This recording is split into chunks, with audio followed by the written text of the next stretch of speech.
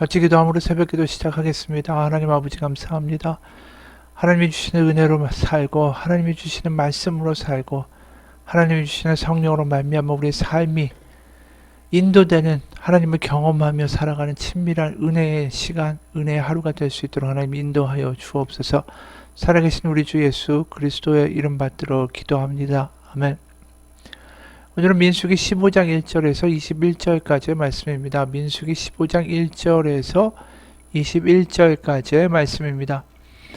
여호와께서 모세에게 말씀하여 이르시되 이스라엘 자손에게 말하여 그들에게 이르라. 너희는 내가 주어 살게 할 땅에 들어가서 여호와께 화제나 번제나 서원 갚는 제사나 낙헌제나 정한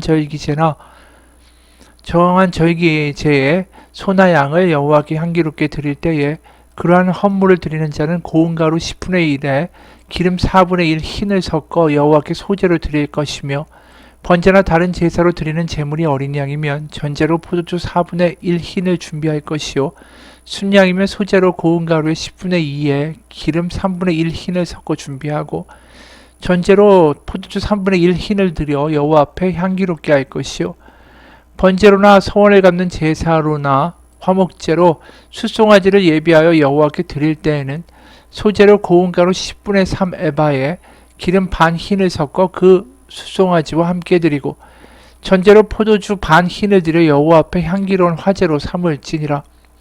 숫송아지나 순양이나 어린 순양이나 어린 염소에는 그 마리수마다 이와 같이 행하되 너희가 준비하는 수요를 따라 각기 수요에 맞게 하라. 누구든지 본토 소생이 여호와께 향기로운 화제를 드릴 때에는 이 법대로 할 것이요 너희 중에 거류하는 타국인이나 너희 중에 대대로 있는 자나 누구든지 여호와께 향기로운 화제를 드릴 때에는 너희가 하는 대로 그도 그리할 것이라. 회중 곧 너희에게나 거류하는 타인에게나 같은 율례이니 너희의 대대로 영원한 율례라. 너희가 어떠한 대로 타국인도 여호와 앞에 그러하리라. 너희에게나 너희 중에 거류하는 타국인에게나 같은 법도 같은 규례이니라. 여호와께서 모세에게 말씀하여 이르시되 이스라엘 자손에게 말하여 이르라. 너희는 내가 인도하는 땅에 들어가거든 그 땅의 양식을 먹을 때에 여호와께 거제를 드리되 너희의 처음 익은 곡식 가루 떡을 거제로 타작마당에 거제같이 드리라. 너희의 처음 익은 곡식 가루 떡을 대대에 여호와께 거제로 드릴지니라. 아멘. 오늘 본문의 말씀은 사실 좀 의외죠. 분명히 우리가 14장에서 정탐꾼의 보고를 받고 온 이스라엘 백성들이 모세와 하나님을 배반하고 버렸다라는 것을 보게 되죠.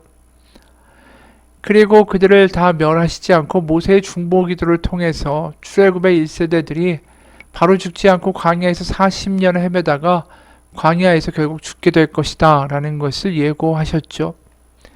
그리고 그 말씀에 슬픔에 빠진 이들이 회개했다고 했지만 그것은 모양이었을 뿐이고 자신들이 결국 이 광야에서 죽어야 된다라는 것에 대한 한탄의 눈물이었지 하나님을 우리가 마음 아프게 하고 하나님의 사랑을 배반하고 우리가 하나님 없이는 아무것도 아니다라는 것을 이 고백하게 되는 그런 진정한 회개가 아니었습니다. 그렇기 때문에 결국 그들이 호르마에서 전쟁의 대패를 하게 된 거죠. 그러다 보니까 결국 절망적인 상황 가운데 선 것 아닙니까? 그런데 갑자기 민수기 15장에서 이런 말씀이 나오는 거예요. 게다가 2절에 이런 말씀이 있지 않습니까? 이스라엘 자손에게 말하여 그들에게 이르라. 너는 내가 주어 살게 할 땅에 들어가서. 이 말씀이 굉장히 의미심장하죠. 그 땅에 들어가게 된다라는 것입니다. 지금 우리가 생각해 보면 광야에서 태어난 사람들은 이제 거의 말을 못 알아듣는 그 정도 수준이에요. 왜냐하면 지금 출애굽하고 시내산을 거쳐서 정탐꾼을 보낸 때가 긴 시간이 지나지 않은 때입니다. 그런데 지금 이 말씀이 전해지고 듣는 사람들은 출애굽 1세대예요. 분명히 그 이전에 자기들이 40년 광야에서 헤매다 죽는다고 분명히 이야기를 들었는데 오늘 15장에서 너희는 내가 주어 살게 할 땅에 들어가서 라고 말씀하시는 거예요. 분명히 하나님의 예언에 따르면 이것은 자신들이 아니라, 하나님의 말씀을 듣는 자신들이 아니라 자신들이 낳은 자식들에게 해당되는 말씀이라는 것을 알게 되겠죠. 하지만 그럼에도 불구하고 분명히 이 내가 너에게 주어 살게 할 땅이라는 말을 듣는 순간에 그들은 다시 한번 하나님 앞에 정신 차리고 회개하고, 그리고 그 자녀들에게 하나님을 잘 믿어라. 하나님이 이렇게 하라고 하신다. 하나님이 주신 땅이다. 가나안은 하나님이 주신 땅이, 이렇게 이야기하면서 다시 한번 자신에게 다짐할 수 있는 기회를 갖게 되지 않았을까요? 그러니까 하나님이 이 말씀을 주신다는 건 굉장히 의외예요. 왜냐하면 가증스럽고 싫고 정말 하나님을 모욕하는 그들에게 이러한 말씀을 하나님이 모세를 통해 하신다라는 것이 놀랍지 않습니까? 너희는 내가 주어 살게 할 땅에 들어가서, 이 말을 들을 만한 자격이 있는 이들인가라는 거예요. 그러니까 오늘 15장의 말씀 굉장히 파격적인 하나님의 은혜의 말씀이다라는 것이죠. 게다가 그 다음에 하시는 말씀은 제사에 대한 이야기예요. 2절, 3절에 보면 화제나 번제나 서원 갚는 제사나 낙헌제나 절기제, 이건 다 이 화목제에 가까운 제사들입니다. 그러니까 단순히 그냥 하나님께 드리고 그 제물들을 싹 다 태우는 것이 아니라 거기에 제물을 드리고 일부는 또 가져와서 백성들이 나누어 먹는 잔치의 자리가 벌어지는 그러한 제사들이에요. 그러니까 이 제사를 드릴 때도 항상 뭐가 따라옵니까? 곡식도 들어오고 포도주도 같이 들어오죠. 그럼 이 포도주를 하나님이 드시겠어요? 그걸 태우겠어요? 아니잖아요. 결국 그걸 가지고 사람들이 그 하나님께 드리고 그 다음에 가져와서 그것을 그 잔치자리에서 같이 나누어 먹는 거예요. 그러니까 결국 하나님께 드리고 또 가져와서 이 모든 그 마을에 그 주위에 있는 사람들이 같이 잔치를 벌이면서 먹게 되는 그 자리가 하나님이 베풀어 주시는 은혜의 만찬의 자리가 되는 것이죠. 그러니까 너희가 가나안에 가서 하나님께, 바로 여호와께 이러한 제사들을 드리면서 하나님과 함께 우리의 공동체가 하나 되어 먹는 하나님의 식탁의 만찬과 같은 일들이 가나안 땅에서 너희가 벌일 것이다. 이 이야기가 뭡니까? 하나님을 사랑하고 이웃을 사랑하는 아름다운 공동체의 그 같이 하는 식사의 시간이 되는 거예요. 하나님이 임재하시는. 그리고 그 자리에 비단 이스라엘 사람들만 참여하라고 하시지 않아요. 14절에 너희 중에 거류하는 타국인이나 너희 중에 대대로 있는 자나 너 누구든지 여호와께 향기로운 화제를 드릴 때는 너희가 하는 대로 그도 그리할 것이라. 그러니까 이방인이든 거기에 그냥 정주하여 살고 있는 타 민족이든 간에 상관없이 똑같이 하나님의 식탁의 만찬 자리에 나와 같이 먹고 마시는 그러한 미래의 장면을 하나님이 지금 말씀하고 계시는 거죠. 이게 결국 아브라함에게 주신 약속 아니에요? 창세기 12장에 보면 1절부터 여호와께서 아브라함에게 이르시되 너는 너의 고향과 친척과 아버지의 집을 떠나 내가 너에게 보여줄 땅으로 가라. 내가 너로 큰 민족을 이루고 내게 복을 주어 내 이름을 창대하게 하리니 너는 복이 될지라. 너를 축복하는 자에게는 내가 복을 내리고 너를 저주하는 자에게는 내가 저주하리니 땅의 모든 족속이 너로 말미암아 복을 얻을 것이라 하신지라. 이 장면이죠. 타국인이든 다른 민족이든 상관없이 여호와를 기뻐하는 자, 여호와의 만찬의 식사의 자리에 나와 같이 하나님의 백성들과 함께 먹고 마시고 즐거워하는 식탁의 교제의 자리의 장면이다라는 것입니다. 참 은혜의 모습이죠. 그 하나님의 은혜의 장면, 하나님의 만찬의 장면을 지금 누구에게 말씀하신다는 것입니까? 14장에서 그렇게 배은망덕한 출애굽 1세대들이 지금 듣고 있다라는 것이죠. 그것뿐이 아니에요. 또 18절, 20절까지 보면 이스라엘 자손에게 말하여 이르라. 너희는 내가 인도하는 땅에 들어가거든 그 땅의 양식을 먹을 때 여호와께 거제를 드리되 너의 처음 익은 곡식 가루떡을 거제로 타작마당에 거제같이 드리라. 이들은 이제 가나안에 가서 파종하고 곡식을 추수하고 탈곡해서 그 가루를 가지고 빻아서 빵을 구울 때, 그러니까 자신들이 드디어 빵을 이제 구워서 와 이제 우리 식사할 수 있겠다, 빵을 먹는다라고 할 때에 그 첫 번째 빵은 하나님께 먼저 드리라는 거죠. 그러니까 이걸 뭘 의미합니까? 그들이 매끼 식사를 할 때마다 요번에 추수해서 처음 구운 빵을 하나님께 드리면서 우리가 매번 식사하는 식사의 자리에 하나님이 함께 하시는구나. 우리의 밥상 가운데 하나님이 임재하시는구나를 다시 한번 기억하도록 요구하신다라는 것이죠. 그러니까 하나님과의 어떤 식탁에 앉는 자리, 그 자리는 그 누구도 차별이 없이 하나님의 은혜로 말미암아 구원받은 하나님의 백성들이 하나님을 찬양하며 하나의 형제자매로 앉는 자리 아닙니까? 그게 결국은 신약에서 성찬의 자리가 된다라는 것이죠. 결국 성찬의 자리에 오는 이들은 어떻습니까? 여전히 죄인이고 여전히 부족하고 여전히 허물 많고 어떻게 보면 14장의 민수기 나오는 그런 믿음이 연약한 우리의 모습과 같을지도 모르겠어요. 14장에서 그 사람들은 거인들을 두려워하고 우리는 메뚜기다라고 했다면 우리는 세상을 두려워하기도 하고 사람을 두려워하기도 하고 돈을 두려워하고 살기도 했잖아요. 부족한 믿음이에요. 그러나 15장의 하나님의 만찬의 장면을 보면서 우리는 그런 우리가 하나님의 성찬의 자리에 초대받는다라는 걸 알게 됩니다. 14장의 이 부족한 이들에게도 식탁의 초대의 자리에 이야기를 지금 펼쳐주신 하나님이 우리 하나님이신데 예수 그리스도의 보혈의 능력으로 죄 사함 받고 그 식탁에 담대하게 나아갈 수 있는 우리는 어떻겠어요? 바로 오늘 보는 구약에서 이런 잔치의 장면이 우리의 예배 가운데 벌어지는 성찬의 자리입니다. 하나님 아버지의 식탁에 같이 앉아 허물이 많은 우리들이 당신도 부족하고 나도 부족합니다.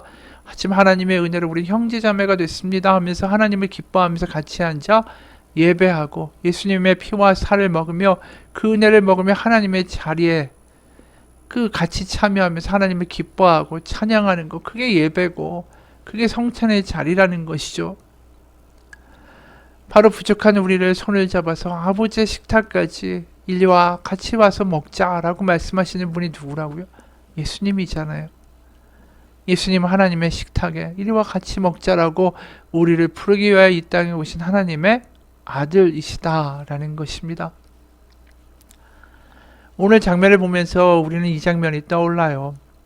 예수님을 3번이나 부인하면서 베드로가 그렇게 도망갔는데 제자들도 다 뿔뿔이 흩어졌는데 그들에게 와서 조반을 먹어 라고 말씀하시는 요한복음 21장의 장면이라는 것이죠.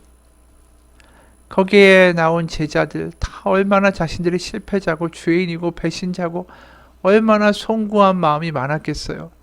근데 거기에 숯불에 물고기와 떡을 구워주시면서 와서 조반을 먹으라 라고 하실 때 이게 얼마나 큰 은혜냐라는 것이죠.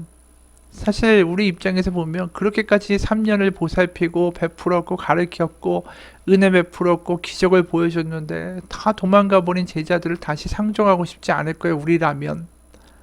근데 주님은 같이 먹자, 조반을 먹자 이렇게 말씀하신다라는 거죠. 그 장면이 오늘 민수기 15장에서 떠오른다라는 거예요.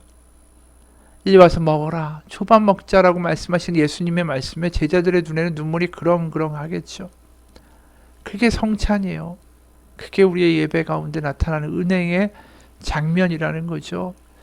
바로 오늘 15장처럼 그 미운 자식들을 다시 잔치자리로 부르고자 하는 아버지의 은혜의 장면이다라는 것입니다. 우린 예배 가운데 그런 음성을 듣는 거예요. 세상이 뭐라고 해도 네가 얼마큼 죄를 지었다 할지라도 이제 내 식탁에 와서 나와 같이 앉아 나와 같이 밥을 먹자. 값없이 내가 너희를 먹이고 값없이 너를 채워주리라. 그것이 하나님의 복음이다라는 것이죠. 로빈 윌리엄스라는 영국의 유명한 신학자가 이런 말을 했습니다. 많은 경우에 거룩하다는 사람이 주위 사람들에게 끼치는 영향은 죄책감과 좌절감과 비참함을 느끼게 하는 것이었다. 스스로 거룩하다는 사람 옆에 있으면 오히려 그 주변 사람들의 기분을 더 안 좋게 만든다. 말하지 않아도 나는 너에게 없는 걸 가지고 있어 라는 뭔가 무언의 메시지를 전달하기 때문이다. 하지만 진정으로 거룩한 사람은 우리가 내 스스로 생각하는 것보다 더 나은 존재다라는 걸 느끼게 해준다. 헛된 자기 만족감에 빠지게 한다는 의미가 아니라 형편없는 우리의 인간성에도 불구하고 아직 희망과 가능성이 있다라는 것을 느끼게 해주는 것이 진짜 거룩한 사람과 함께하는 자리다. 그래서 그런 사람은 무너진 우리를 일으켜 세우고 도닥거려 준다. 그리고 자신과 세상을 다르게 보고 더 밝게 보고 더 넓게 보게 해준다. 그렇죠. 거룩이라는 것이 눌리고 정죄하고 비참하게 만들고 내 스스로를 비하하게 만드는 것이 아니라 예수님이 보여주시는 진정한 거룩은 우리가 더 나은 존재이고 하나님 가운데 더 달라질 수 있고 우리에게 아직도 가능성이 있다는 것을 알려주는 하나님의 진정한 거룩이었다라는 거죠. 하나님의 거룩은 우리를 벌하기 위하여 있으신 게 아니라 우리를 구원하여 하나님의 거룩함으로 바꾸어서 성장시키고자 하는 사랑에서 비롯되는 거룩이다라는 거예요. 그게 오늘 나타나는 예수님의 식탁이죠. 그들을 불러서 조반을 먹자. 그 하나님의 아들 예수님의 거룩함은 그들을 감동시키고 그들이 스스로 내가 이 은혜에 걸맞게 살아야겠구나. 내가 좀 다르게 살아야겠구나. 내가 과거로부터 돌이켜 정말 다르게 살 만한 그런 살아야만 하는 내가 그런 가치 있는 존재구나라는 것을 느끼게 된다라는 것입니다. 복음은 다른 게 아닙니다. 우리를 다르게 살아가게 하는 힘이에요. 왜요? 하나님의 사랑 때문에. 같이 기도하겠습니다. 하나님 아버지, 우리가 알아야 하는 것은 우리가 얼마나 하나님의 사랑을 받고 있는지 그것을 기억하는 것입니다. 세상의 목소리와 주변의 말 가운데 무너지는 게 아니라 때로는 우리의 이해 안 가는 상황 가운데 무너지고 믿음을 포기하는 것이 아니라 여전히 이리 와서 같이 먹자라고 말씀해 주시는 그 예수님과 하나님의 은혜에 그 복음에 감동하고 다시 한번 감사하며 믿음 가지고 살아가기로 결단하며 예배하는 거 하나님 그런 삶을 우리가 살기 원합니다. 그런 삶 가운데 하나님이 우리를 형통케 하시고 인도해 가시는 놀라운 은혜의 미래를 맛보아 하는 우리의 삶이 될 거라고 믿습니다. 예수 그리스도의 이름 받들어 기도합니다. 아멘. 하늘에 계신 우리 아버지의 이름을 거룩하게 하시며 아버지의 나라가 오게 하시며 아버지의 뜻이 하늘에서와 같이 땅에서도 이루어지게 하소서. 오늘 우리에게 일용할 양식을 주시고 우리가 우리에게 잘못한 사람을 용서하여 준 것 같이 우리 죄를 용서하여 주시고 우리 시험에 빠지지 않게 하시고 악에서 구하소서. 나라와 권능과 영광이 영원히 아버지의 것입니다. 아멘.